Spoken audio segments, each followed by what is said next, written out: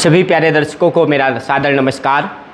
आज मैं ब्रह्मा कुमारी संस्थान में आया हुआ हूँ और यहाँ आकर के जिस प्रकार का विचार जन्म लिया, तो जिस प्रकार का माहौल हमारे देश और समाज में फैला हुआ है, उसको लेकर के मेरे आंतरिक जगत से जब विचार सामने आया तो मुझे लगा क्यों ना आप सबसे कुछ बातें कर ली जाए।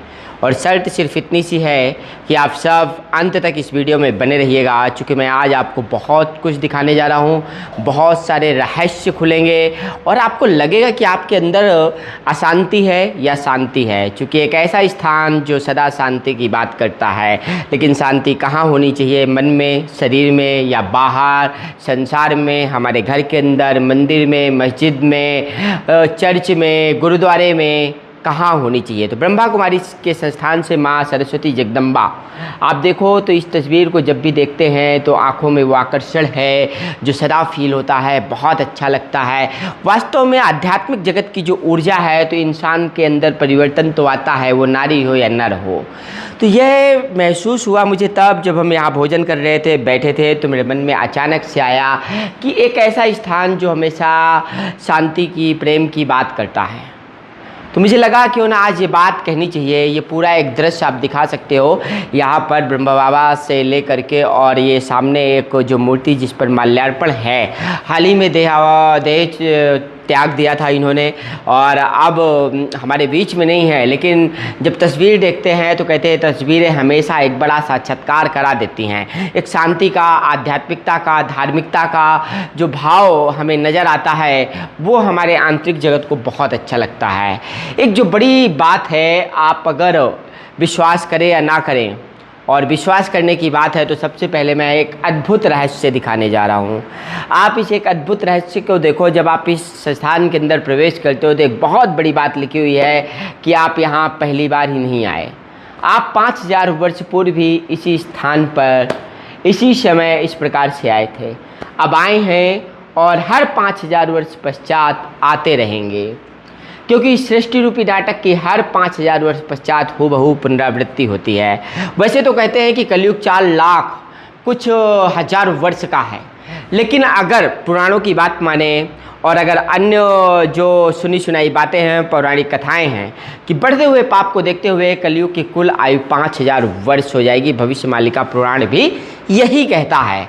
तो कुल मिलाकर के जब मैं यहाँ आया तो एक रहस्य ये ओपन हुआ। इसके बाद आप देखो तो भारत के उत्थान और पतन के 84 जन्मों की अद्भुत कहानी बहुत ही शॉर्ट में मैं आपको दिखा रहा हूँ। आप यहाँ देखें तो परमपिता परमात्मा और उनके दिव्य कर्तव्य, तो ये एक तस्वीर भी बहुत बड़ा संदेश देती है अपने आप में। शिव और शंकर में अंतर, एक अंतर जो बताते हैं कि भगवान शिव और शंकर में क्या अंतर है।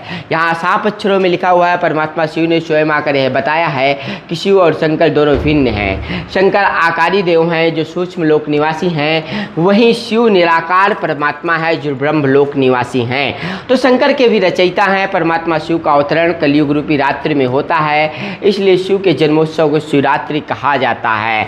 बिल्कुल सच है कि शिवरात्रि एक महाशिवरात्रि का जो पर्व है, हम सब बहुत अच्छे से मनाते हैं। और वास्तव में परमात्मा के एक निराकार स्वरूप का वर्णन श्रीमद् भागवत गीता हो या कोई भी ग्रंथ हो, निराकार परमात्मा और प्रकाश पुंज की बात को वैज्ञानिक भी मानते हैं कि ब्रह्मांड में एक ऐसा प्रकाश पुंज है जो स्वयं उसका आकार कम और ज़्यादा हो जाता है। आज तक उस आकार को सही माप में वैज्ञानिक भी नहीं माप सके हैं, इसलिए भी लोग मानते हैं कि परमात्मा तो है, एक कोई शक्ति है।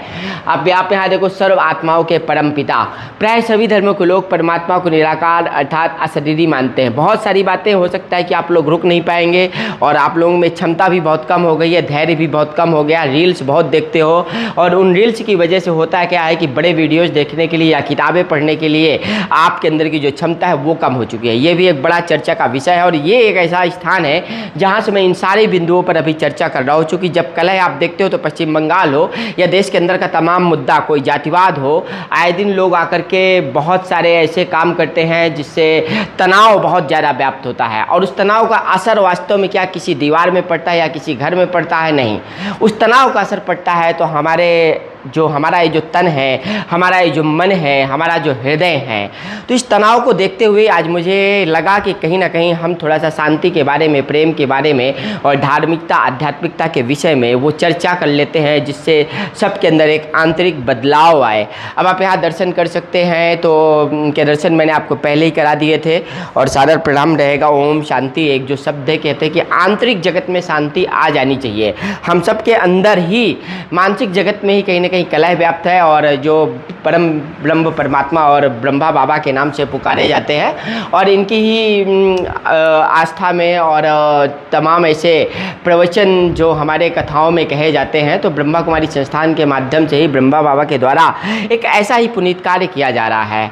और कुल मिलाकर बड़ी बात यह है कि दोनों तरफ आपको मातृ शक्तियाँ नज़र आ रही हैं, नारी शक्ति नज़र आ रही हैं। और अगर आप देखें तो दुर्गा सप्तशती का पाठ भी है हमारे धर्म में, और वहाँ पर नारी की प्रधानता को ये हिंदू सनातन धर्म मानता भी है, और कहते भी है कि मातृशक्ति और मातृसत्ता की जो लड़ाई एक सामाजिक रूप से भी चलती है कि पितृसत्ता के खिलाफ एक मातृसत्ता की वास्तव में माताओं की सत्ता होनी चाहिए, और वो रही भी है और है भी, आज भी है। वो मानसिक जगत में हो या फिर अप्रत्यक्ष रूप से हो या प्रत्यक्ष रूप से, नारियों के बारे में संवैधानिक दृष्टि से और धार्मिक दृष्टि से चर्चा रही है कि नारी शक्ति हमेशा से प्रतिनिधित्व करती रही है। जैसे माता दुर्गा और माँ भवानी, वैसे ही ब्रह्मा कुमारी संस्थान के माध्यम से एक ऐसा ही प्रयास है। तो कुल मिलाकर के मुझे इसलिए भी लगा कि यहाँ की जो प्रतिदिन की मुरली है और यहाँ के माध्यम से जो संदेश दिया जाता है, कल्पवृक्ष अगर आप यहाँ दिखाएंगे तो सृष्टि के आदि, मध्य और अंत को दर्शाने वाला कल्पवृक्ष, जिस कल्पवृक्ष के बारे में बहुत ज़्यादा चर्चा सनातन और हिंदू धर्म के पुराणों में भी है कि सारी इच्छाएँ पूरी हो जाती हैं, लेकिन वास्तव में वो है क्या? कल्पवृक्ष की आयु 5000 वर्ष है। तो इसमें बहुत सारी बातों का वर्णन है, लेकिन इन सब बातों को जानने के अधिकारी भी आप तभी हो पाओगे जब आप यहाँ से जुड़ोगे, जब आप चीज़ों को धीरे धीरे जानोगे, समझोगे, महसूस करोगे। कुल मिलाकर के जिस प्रकार का पश्चिम बंगाल में भी आप देख रहे हो कि हिंदू और मुस्लिम को लेकर के, धर्म और धर्म के बीच में लोग आपस में मर कट रहे हैं। अगर आप रूस की लड़ाई देखो, विश्व के किसी भी स्तर में जब आप एक लड़ाई देखते हो, युद्ध का रूप देखते हो, तो उसके से सबसे ज़्यादा प्रभावित अगर कोई होता है तो मानव तन, हम एक आम नागरिक, आप सब प्रभावित होते हैं। तो एक ऐसा संस्थान जो शांति, प्रेम, धार्मिकता, आध्यात्मिकता की वो बातें करता है जो बिल्कुल भी कलह को स्थान नहीं देता है। इसलिए मुझे लगा था कि आप लोग विचार जरूर करिएगा आज इस संस्थान के माध्यम से, इस स्थान के माध्यम से और इन तमाम बातों के माध्यम से कि हमें वास्तव में जीवन में चाहिए क्या है। शांति चाहिए, प्रेम चाहिए है, या फिर युद्ध चाहिए है? अपने अंदर युद्ध चाहिए है या बाहर युद्ध चाहिए है? जब बाहर का युद्ध हमें आंतरिक रूप से प्रभावित करता है तो शायद ही हम अपनी ज़िंदगी जी नहीं पाते हैं। उससे पहले हम इस देह को त्याग करके वापस जन्म लेने के लिए परलोक को सिधार जाते हैं। चूँकि मैं तो बहुत कम ज्ञान रखता हूँ, इस बात का मुझे खूब एहसास है। थोड़ा थोड़ा पढ़ता हूँ, थोड़ा थोड़ा सीखता हूँ, कुछ माताओं से, कुछ बहनों से, कुछ साधु संत महात्माओं से, सबसे जो ज्ञानार्जन हुआ है उसी के माध्यम से मैंने आपको बताने की कोशिश की है। लेकिन आप हमारे इस चैनल में लगातार बने रहिएगा और इस वीडियो को ज़्यादा से ज़्यादा लोगों तक भी भेजने का काम जरूर करिएगा, ताकि ज्ञान का प्रसार लगातार होता रहे और हम सब आपस में जुड़ करके शांति की स्थापना के उद्देश्य के साथ मिलकर के प्रयास करें। मैं हूं आपका साथी सौरभ द्विवेदी।